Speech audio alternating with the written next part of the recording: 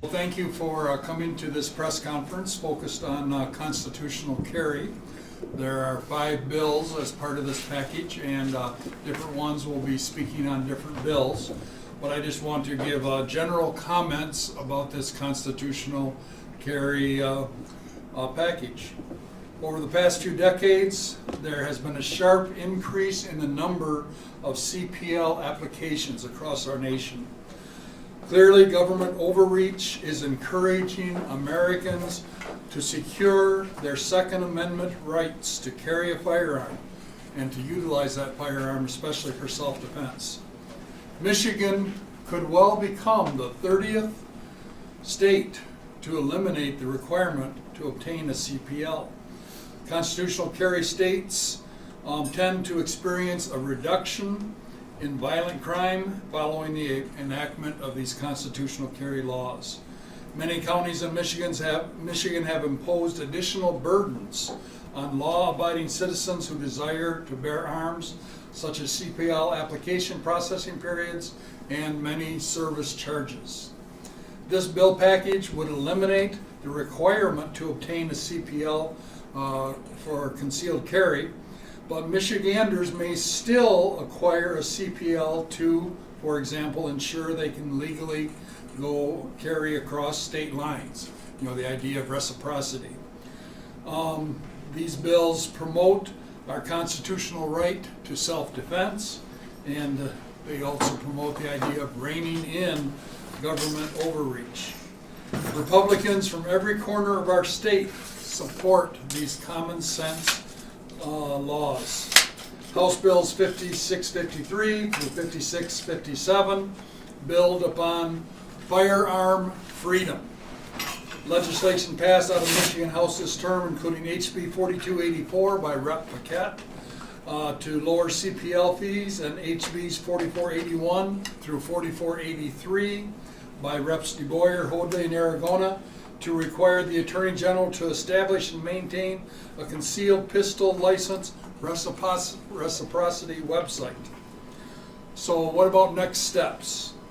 Considering future opportunities to rein in government overreach and restore the Second Amendment in Michigan, this legislative package focuses in strongly on that. I'm excited about the opportunity to work with Chair Leitner and the House Judiciary Committee to advance this bill package to the House floor and further spotlight our efforts.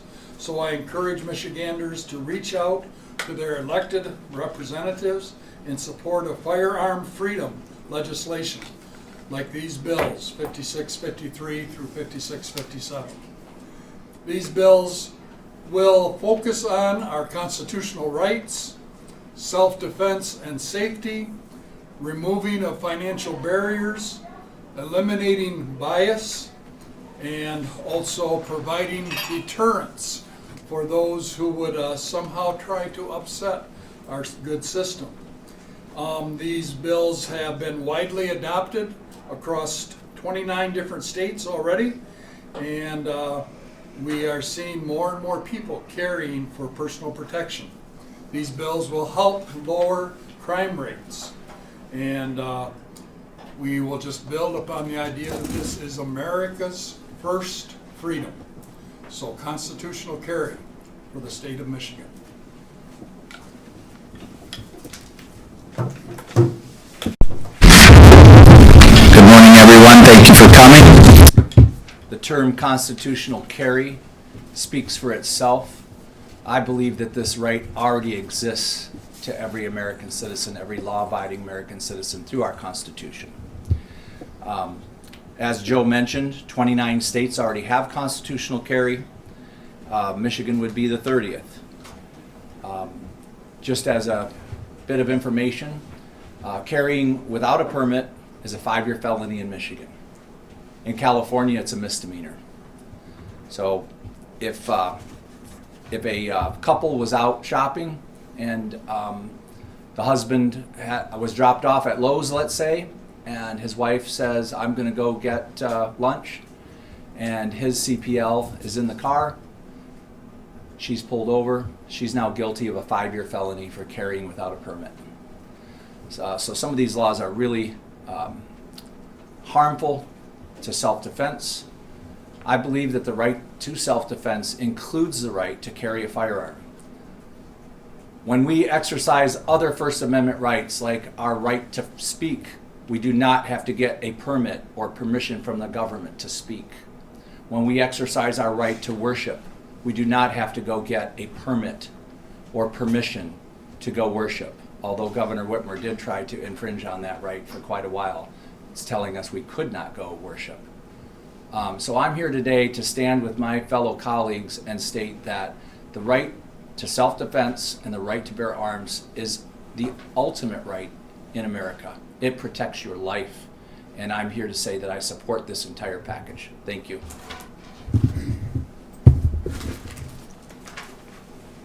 Good morning, everyone. This is actually rather self-evident. One of the obvious and most important rights we have is the protection of our lives, the safety and security of our lives. In fact, that old saying, life, liberty, and the pursuit of happiness. And for the government of the state of Michigan to tell us that we have to be qualified under the guise of their rules in order to protect ourselves is a far cry from what the Constitution provides for us. You'll hear the same old arguments about what we heard, in fact, when Michigan became a shall issue state, which was, well, this is going to turn into the wild, wild west. And the reality is, you can make those arguments all you want, but the data does not support that. The data says when law-abiding citizens have the right to protect themselves, crime goes down. So I'm happy to support these bills in their entirety. I'm happy to get them onto the House floor. Hope we can get them off of the House floor and moved over into the Senate, because it's a very clear statement. The data is irrefutable. The more law-abiding citizens that have the ability to protect themselves, the less likely them becoming a victim of crime is. So I appreciate all the members that are up here in support and all the other members that are signed on to these bills. So thank you, guys. Good morning, everybody.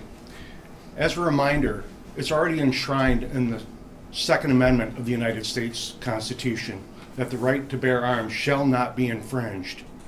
In the Michigan Constitution, Section 1, Article 6, the right to bear arms to defend themselves and the state of Michigan. A permit process violates that by taking what's already an enshrined right and making it a revocable privilege for sale by the government. Constitutional carry simply codifies what's already a God-given right in both the federal and the state constitutions. And I stand strongly with my colleagues here to, again, reaffirm those rights in both of those constitutions and get us back to common sense.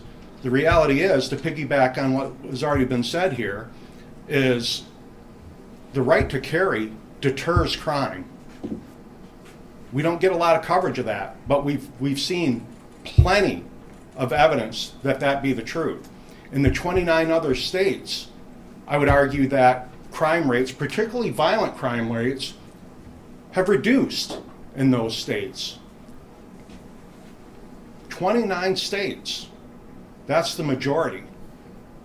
Michigan needs to join those states, be number 30. And again, this doesn't get rid of the permit process for carrying in those states that haven't already adopted constitutional carry.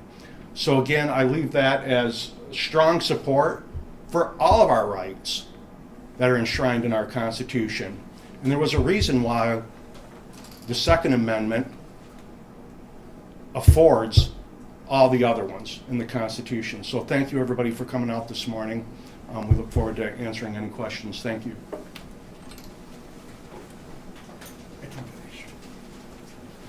So I want to just say thanks to those who have sponsored these bills, to Rep. Smith, who was not able to be here, Rep. Hoadley, Rep. DeBoyer, and Rep. DeSena, and I'm Rep. Joseph Fox, and we just stand for something that is very common sense, is a very real need in our nation as we face enemies within and enemies without. Thank you very much for coming today. I've got a question. Yes, sir. So can you just functionally explain what these bills will do that we don't have, that we can't do right now? Functionally, it will, number one, eliminate the cost of having to get a permit, a CPL. It will also give opportunity for a person to carry on their hip. Open, Open carry, yes. without a permit? Yeah. Open carry's already legal. We already have. Yeah. Well, then I think I may have covered that Yeah. in my comments there, is it eliminates the state to sell back what's already a constitutional right. And what this package will do is allow the concealed carry and also the misconceptions of, or confusion, if you will, with open carry to concealed carry, and the gotcha laws, or the coat tax, if you will, as with open carry is already allowed in this state by any individual over the age of 18 that has the legal ability to already carry a firearm through federal background checks to purchase a firearm. Now, what I say by that coat tax is even in open carry, you throw a coat on over that, you're now in jeopardy of being a 5-year felon. This bill package eliminates that, puts clarity in the law, and enshrines our constitutional right. I think I already laid that out with the U.S. Constitution and in the state constitution. Those have been explicitly clear. So it gets rid of the permitting process for carrying concealed? Correct. The requirement. The requirement that it gets rid of the requirement that you get a concealed pistol license. It doesn't eliminate the option of a concealed pistol Which you would license. still want to have if you were going to travel in other states for reciprocity. Okay, so I can still go to the county clerk's office and get a Absolutely. concealed carry? Absolutely. That is still Yes. a privilege provided by the state of Michigan to be able to do that.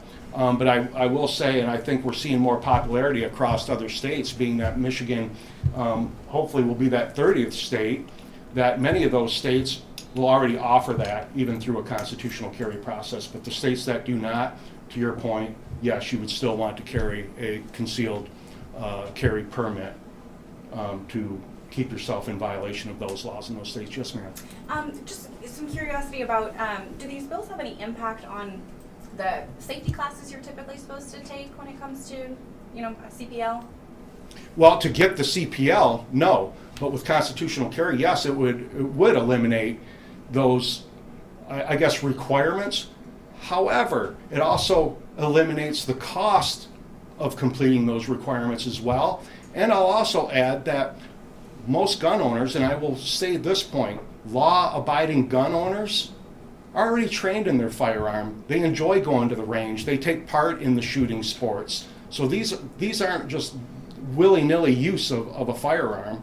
These are people that have already lived the gun culture in the United States. But it wouldn't require any kind of safety classes, or would it eliminate that? It would eliminate the requirement in the constitutional carry regard. However, back to if you do have a CPL, you still have to go through the requirements to obtain a CPL, meaning the training requirements for the renewals of that, and I'll add the cost associated with that as well.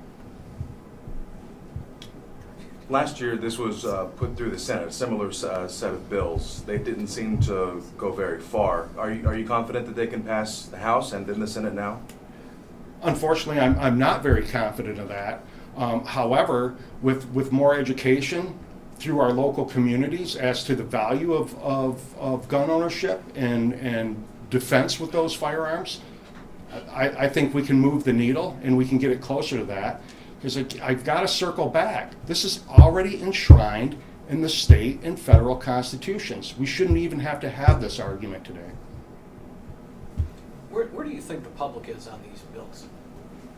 I think in the state of Michigan, I think most would overwhelmingly agree to that, particularly if we get around the rhetoric that's being put out there by both the media and the anti-gun groups. The polling I've seen doesn't seem like this would be a supportive, that this would be an over 50% issue. Well, yeah, back to the polling of whom? Or by Registered whom? voters, polling firms. I'm sorry. Exactly.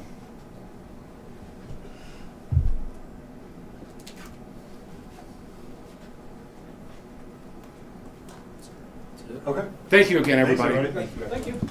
Thank you very much. Yeah, the only numbers I had, 67.7% of the US. I didn't say it. Propaganda. It's 46%.